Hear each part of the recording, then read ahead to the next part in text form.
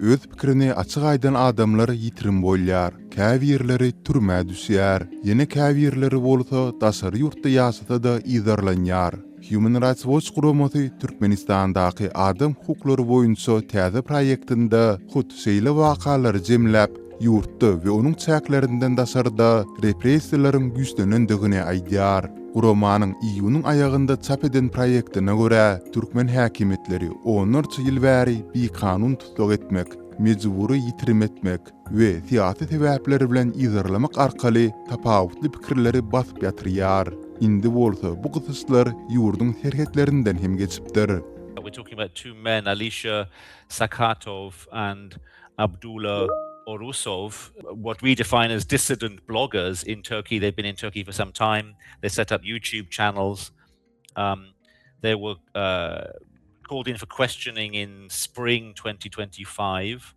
And then they vanished in July 25, as you say.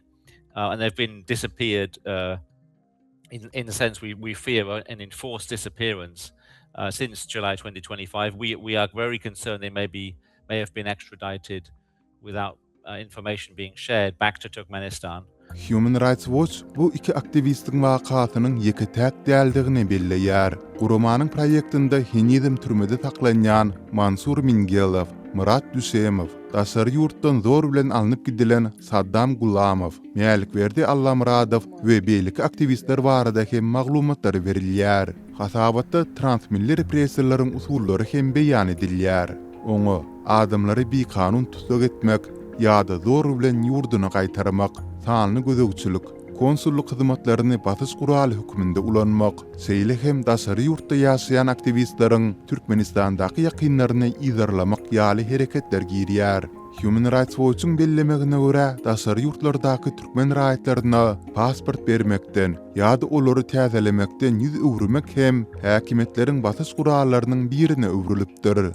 Let's hold the EU to its word and let's expect them to link human rights improvements, including on transnational repression, to bilateral relations. And let's hold them to their word and expect them to apply that standard, even within this difficult geopolitical context. Human Rights Watch Türkmenistany dünýäniň iň ýapyk we iň repressiw ýurtlarynyň biri höküminde häsiýetlendirýär. Guramanyň pikiriçe, häkimetler ýurduň içinde de daşynda da aýdylýan paraxçylykly tanqidi hop höküminde kabul edip, ony batyp ýatyrmagy synanýar. Guramanyň täze proýekti bolsa, şeýle wakalaryň aňyrtynda hakyky adam ykballarynyň durandygyny ýene bir edek ýatlatýar. Gurama halkara jemgyýetçiligini, türkmen häkimetlerini adam hukuklarynyň bozulmagy üçin jogapkärçilige çekmäge we izarlanmaga tezi bar bolan adamlary goramak ugrunda has aýgytly çäreleri görmäge çagyrýar.